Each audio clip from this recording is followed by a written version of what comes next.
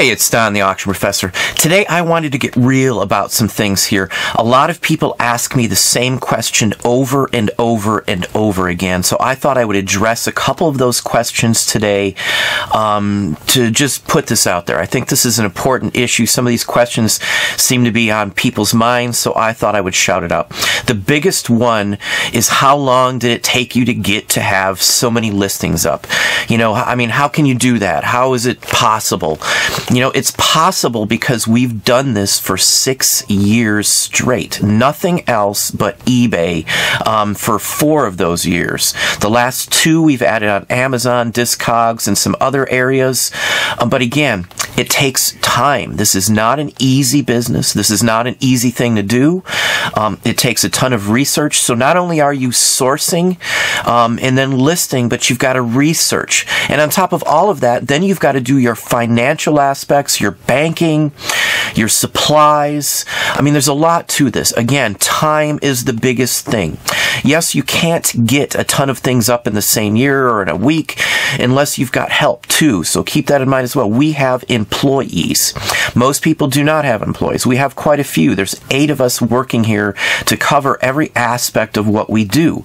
I don't go on vacation and leave my business closed. So again, I'm not taking any time off throughout the year, anytime, for 6 years. I may go on vacation and the family may, but there's still business people working here, my employees, that cover it while we are gone. So I do not shut off my business like many others do. So I'm not losing time there. And again, if you're working for somebody else and, you know, doing other jobs for other people, you know, at a full-time job here, and eBay's your part-time business, you're not going to be able to get to this point even in a reasonable amount of time. And I know people say, you know, I've only got so many items up and I sell a lot. It depends on what you're selling, how you're selling them. If it's a wholesale deal and you sell 10 or 20 of the same item every single day, it's very easy to have only a few items up. But for the most part, most people starting off on eBay won't have that option. You're going to be pecking at the bottom of the tree, so to speak, and trying to get the, you know, what you understand and what you know when you first start off. As you've done it for longer, you'll be able to find better sources. You'll run into maybe the same person all the time, or go to the same business and work out a relationship with them. You'll be able to understand more areas, find more things. You'll be able to look outside the box as well. So again, all of this takes time. You cannot expect to start your first year and be doing $100,000 a year on eBay. For me, yeah, that's not a big ordeal. 100,000 is not a mark that I worry about at all, because we've hit it for years now. So, you know, you've got to understand where you're at in your knowledge base on your business. But again, the answer to that question is, how long did it take me? 6 years. So again, don't expect anything to just pop up. Most of the people you see here on YouTube have done it for years. They didn't just start off yesterday. Now, there are quite a few these days that have just started off and are trying to make a name for themselves with a new business or something like that. You know, for me, you know, just for me, I'm not saying there's anything wrong with watching newbies or whatever the case may be.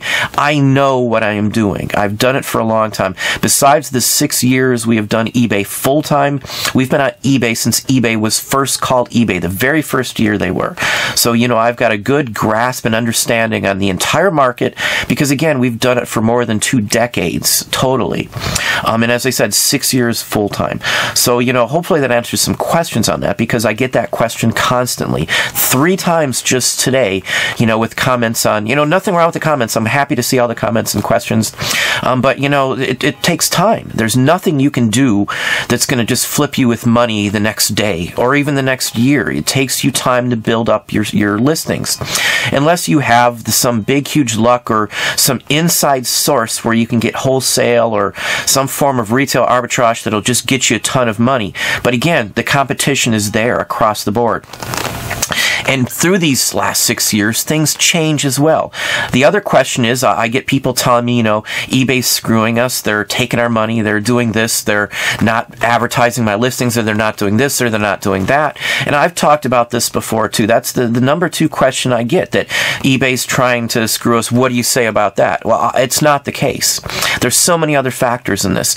Just because you've been on eBay for 5 years and a couple years in a row when you first started, you were able to make good money on certain items, if you're still doing the exact same thing you were then, you know, things change constantly. You're not going to be making ground leverage, because in the last couple of years, new avenues of sales, Poshmark and Bonanza and all these other sites have popped up, and everybody knows it. They're all there. So everything is being split. Not just the people selling are splitting their items up on multiple sites, but the people buying now are being distracted or pulled from, say, eBay to another site, or from another site to another site, like from Poshmark to Bonanza, or wherever you're selling at, Ruby Lane, whatever other site you're doing it. But the big issue here is that we stuck to what is gold for us. That is eBay. I'm not going to be distracted by someone dangling some keys for Poshmark or any of these other sites for us at this point. Maybe in a few years when they can prove a market share or a name recognition. You know, I know some people say, yes, they're well recognized. They are for certain things and only those certain things. So I don't sell those items. I don't sell clothing. I don't worry about women's clothing. I don't worry about, you know, clothing or books as much as I ever used to in the past, because the market has changed. It's so diluted and spread out over multiple sites that there isn't one specific source that can give you the clothing revenue, you know, that multiple sources would give you. But for the antiques and collectibles, even though there are specific sites that only sell those items, like a record site, Discogs, or a postcard site, which there is one that just sells postcards with millions of postcards up. There's stamp sites and all of those different sites, but they don't have the name recognition other than in their specific niche or field. Outside of that, they don't know. No one knows who they are. So, you know, like Discogs. A lot of people have no clue who Discogs is unless you're into records. But those just getting into records or starting, they all know eBay. So that's why eBay works. They don't understand the markets. They don't research it. You know, you search a quick search in Chrome for records, you're going to turn up eBay and Amazon. Discogs is usually well down the list, maybe not even on the first page. So again, you have to know your market. You have to spread it out. You know, and you have to change with it. So how can I stay relevant? Because I change when the market changes. When clothing started to change and broadcast across different sites, I stopped selling it in the last year. When Amazon changed FBA and started charging more, I changed with it and stopped that being my bread and butter. I don't mess with books like I used to, because the storage fees, the competition, the amounts of books and the pricing, and I'm not racing to the bottom on anything. If a market is not winning, I'm not making a percentage of money on that market, I'm not going to do that market anymore. And, you know, a secondary question on that, I get, you know, that's just not possible. You know, I don't know another market. Well, you know, that's tough, I'm sorry to say, but you have to learn something else and broadcast yourself out across many areas, many fields, many markets to get anywhere in this. It's just the way it works. You can't expect to do the same thing over and over and over again and get the same results. It's just not possible. I've been doing this for a long time, decades, as I said, 6 years full-time with no other job but eBay. eBay has kept my family well afloat. eBay pays all of our bills. You know, I do other things, obviously. I'm here on YouTube, so, you know, I do get a paycheck. It's not much money from YouTube, but it also helps advertise. It helps with other avenues of our business. I do art. So for me, I've got other fields of income. So if I'm not doing enough money in a field like on eBay, I change it up. I move up, like on clothing, as I said. I've dropped clothing for good. Unless I run across some really good item, easy to sell or something, or it's a quick flip, I'm not going to mess with it. I still buy jackets because I love jackets, you know, so if you love the items and you don't mind, it's fine. You know, for me, I wear a lot of the jackets that I buy. I usually buy jackets in my size, you know, and I buy what I like. I get tired of something and I'll sell it. Or the wife buys something and she sells it because she just didn't like how it looked or something. So again, I don't mess with things when they turn, you know, financially not stable or they're financially not worth being in. I'm not going to race to the bottom. That is the problem with a lot of the folks on here. They keep doing the same thing, and then it turns into a race to the bottom once a bunch of competition comes in, and then they're all complaining about having issues with it. It's not an issue if you move from that area or find other avenues or ways to sell it. If you're selling on eBay and the market is just flooded, try selling on another venue and see what happens. It may at least increase your sales a little bit to actually make it so it's a little more profitable for you. But again, I look at this from a business aspect, you know. I've done this for quite a long time. I've been in the business world handling million-dollar establishments, so I've got the patience. So again, most people just don't have the patience. You don't have a vision. You don't have the drive to get to the vision. You know, if you don't have all of this stuff, it's just not practical. You're just not seeing the picture. Again, if you're frustrated and mad that the market's changed or your items aren't selling anymore, you're taking it too personal to actually, you know, be effective in your business. If the market's changed, you change with the market, plain and simple. That's how big businesses, you know, keep functioning for decades, for 100 years, for 150 years. They move and change with the market. A market that was in say, 1900 is not the same market as it is right now in 2018. But there's been companies that have been around since 1900 that are still flourishing because they've changed with the business.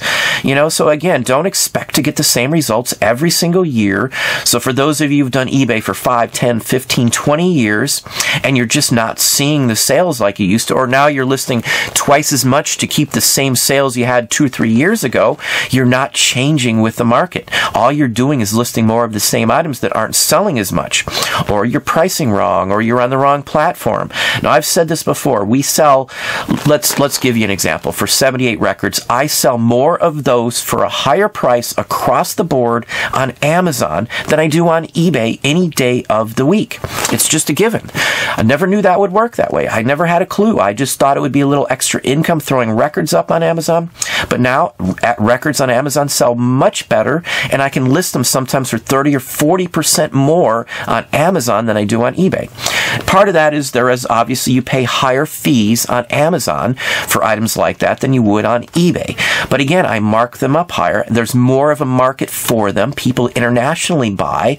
People recognize Amazon. I've got, you know, 100% 5-star rating for everything on Amazon. Haven't had any issues on Amazon because I'm very careful. So again, there's markets out there for things. Some markets are better than others. So again, this is how I have succeeded where others cannot, or others have had issues. I change constantly what we do. I never worry about what happened last year or the year before. I do look at my sales for the last years and compare them. But when there's a ditch in sales or my sales go down, I look into them very extensively and figure out what would be the potential option to change those sales, and then I address it and I attack those issues. So I fixed my issues and I fix them constantly. It's a constant change of whatever you are doing. Those are the two biggest questions I get constantly. How did I get so many items up?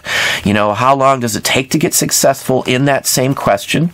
And then how is it that you can keep getting these items, you know, up, and why are my sales dying year after year instead of increasing? How can I get to that level? These are those questions that I'm constantly asked all the time. There's probably most videos when I discuss issues like this, I get questions like this. I get complaints. I get people mad that eBay's screwing them, that I'm not being honest with people on my experience with the eBay or how eBay really is. But eBay isn't that way for me. So all the folks that are saying eBay is attacking them, I don't have that issue. I've changed. I don't just sell on eBay. I don't just worry about my eBay sales. I worry about my overall sales. So if I'm losing 10% in sales on an item that I sell on eBay, but on another site I'm getting more profit and, you know, more sales of that same item, I move those items over to the other site. Not necessarily removing them from eBay, but I move and copy and cross-list them on other sites. So again, there's so much more to this, but you can't just keep doing the same thing. You have to broaden your horizons. You have to investigate this. You have to do a ton of research. You know, research is a huge chunk of it. There's big factors in this. You know, listing, the big three for us. And again, there's more than just three, but the big three are research, number one. You know, acquiring items, sourcing is number two, and then listing is number three. Now, there's a ton of other, as I said, like merchandising. There's, you know, knowing how to list, you know, the proper search criteria. The proper site is as well, too. But those three big ones are what takes up most of your time. The research, the sourcing, and the listing. You have to be able to do the entire package, though, to get this to work. You've got to invest the right amount of time. You've got to invest in the right items, the right site. So again, there's just so much to this. You know, I just show eBay online because I'm not going to give away all of my secrets.